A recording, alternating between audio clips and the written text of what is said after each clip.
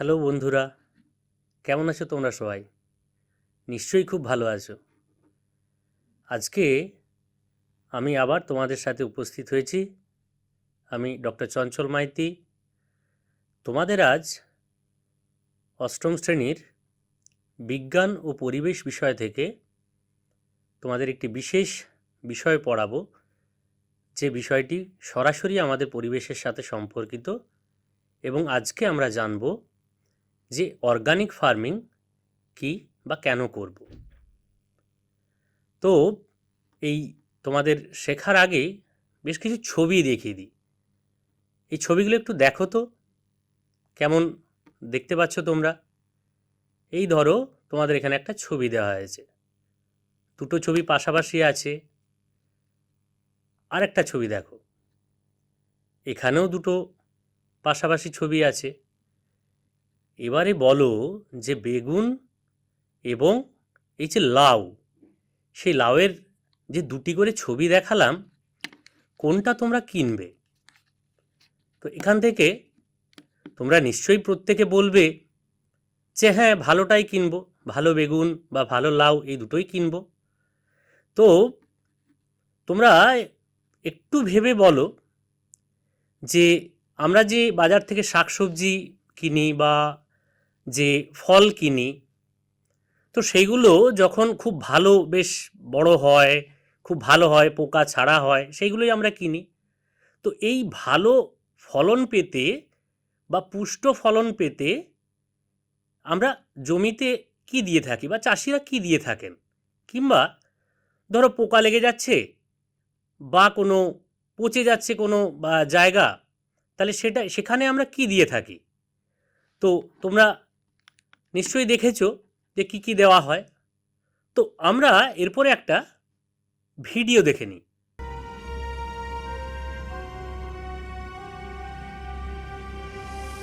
How attractive are these vegetables and fruits? But hidden in them are dangerous residues of many toxic pesticides. According to the latest report by Government of India, high level of pesticides was found in vegetables, fruits and other food items collected from different parts of the country.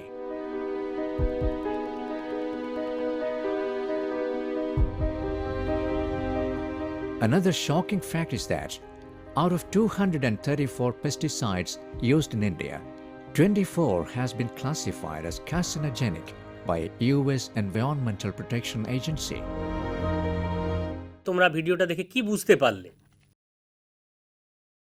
তাহলে video দেখে তোমরা বুঝতে পারলে যে জমির উর্বরতা বাড়ানোর জন্য এবং ভালো ফল বা ফসল পাওয়ার জন্য আমরা প্রচুর পরিমাণে রাসায়নিক সার এবং কীটপতঙ্গনাশক বা পেস্টিসাইড আমরা প্রচুর ব্যবহার করে থাকি।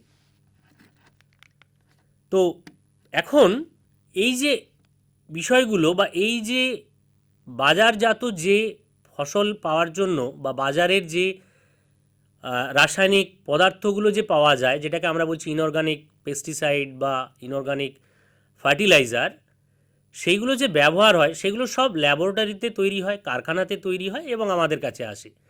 তো এই পদার্থগুলো ব্যবহারের ফলে অনেক রকম পরিবেশের ক্ষতি হয়ে যায়। কী কী ক্ষতি হয়?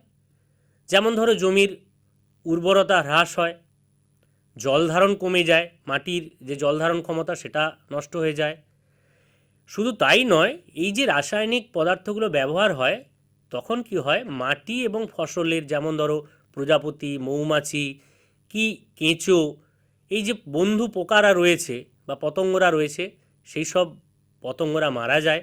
এবং সবথেকে বড় কথা, এই যে পদার্থগুলো বেশিরভাগই অভঙ্গুর, পরিবেশের সাথে মিশে যায় না, যার জন্য কি হয়, আমাদের পরিবেশ কিন্তু ক্রমাগত দূষিত হতে থাকে।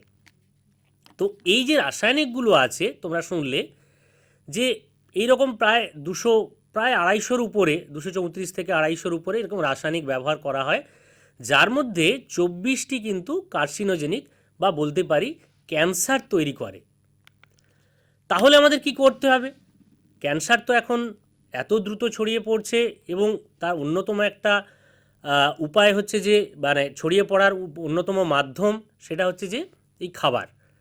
তো খাবার ভালো পাওয়ার জন্য আমাদেরকে কিন্তু জৈব পদ্ধতিতে কৃষিকাজ বা অর্গানিক ফার্মিং করতে হবে। তো এই যে অর্গানিক ফার্মিং যে করা যেতে পারে, তো কিভাবে করব একটু ভেবে দেখো। এই সব তোমার যে কারখানা থেকে প্রাপ্ত যে পদার্থগুলো, সেগুলো পাওয়ার আগে আমাদের দাদু ঠাকুমা বা তারও আগে যারা বা আমাদের পূর্বপুরুষরা কিভাবে চাষ করতেন, তারা কিন্তু আমাদের যে সাধারণভাবে যে কাছাকাছি যে সমস্ত জিনিসগুলো পাওয়া যেত সেইগুলোই কিন্তু তারা চাষ করত। তো যেমন ধরো এইখানে আমরা দেখতে পাচ্ছি যে এই ভিডিওটির মধ্যে যেখানে গরু রয়েছে এবং তার সঙ্গে প্রচুর গোবর রয়েছে। তাহলে গোবর একটা পদার্থ যেটা কিন্তু আমরা সার হিসেবে জমিতে গোবর সার হিসেবে দিতে পারি।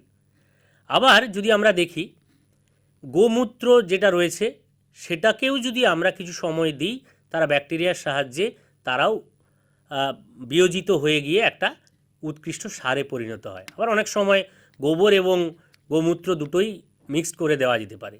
এখানে তোমরা যে ভিডিওটা দেখছো বা এই যে ভিডিওটা দেখছো, এখানে কেঁচোকে দেখতে পাচ্ছ, এটাকে আমরা বলি ভার্মি কম্পোস্ট। এটাও একটা পদ্ধতি। কেঁচো যখন মলত্যাগ করে এবং একটা রাসায়নিক বিয়োজিত হয়, এই বিয়োজনের ফলে যে পদার্থটা তৈরি হয় বা যে মাটিটা তৈরি হয়, এটাকে আমরা কেঁচো সার বলে থাকি।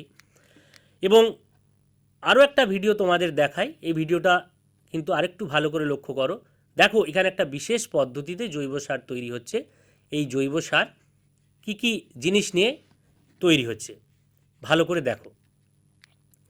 তো তাহলে কি দেখলে, এই জৈব সারের মধ্যে কি কি রয়েছে? না, পঞ্চগব্য রয়েছে।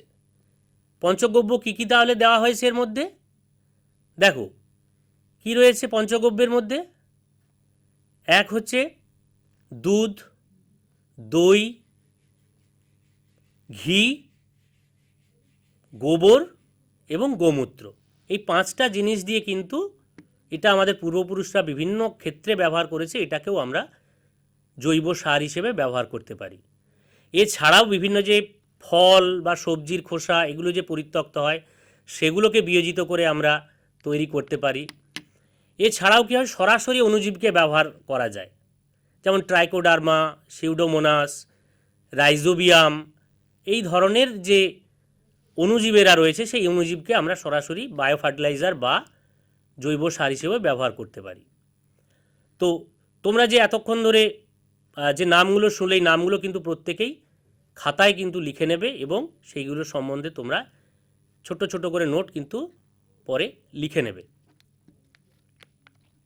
এবারে দেখো যে পেস্টিসাইড, যেগুলো রাসায়নিক পেস্টিসাইডের পরিবর্তে আমরা কিভাবে ব্যবহার করতে পারি। যেমন ধরো ধোঁয়া দিয়ে পেস্টিসাইড তৈরি করা যায়। ধোঁয়া দিয়ে পেস্টিসাইড সরাসরি না হলেও ধোঁয়া দিয়ে আমরা ওই পতঙ্গদেরকে মেরে ফেলতে পারি। তারপরে ট্র্যাপ তৈরি করে, এই লাইট দিয়ে লাইট ট্র্যাপ করে অনেক সময় ব্যবহার করা যায়। সবথেকে আমাদের কাছেই, হাতের কাছেই রয়েছে নিম। সেই নিম তেলকে আমরা পেস্টিসাইড হিসেবে বা পতঙ্গনাশক হিসেবে ব্যবহার করতে পারি। এছাড়াও আরও অনেক রকম পদ্ধতি রয়েছে, যেমন ডিমের যে এগ অ্যামিনো বা ডিমের যে অংশ সেখান থেকেও আমরা ব্যবহার করতে পারি।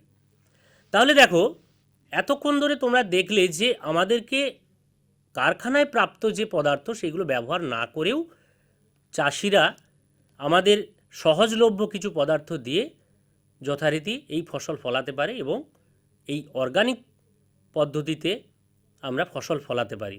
একেই আমরা বলছি যে অর্গানিক ফার্মিং। তাহলে আমরা কি বলতে পারি যে অর্গানিক ফার্মিং হচ্ছে আগামী দিনের কৃষির ভবিষ্যৎ।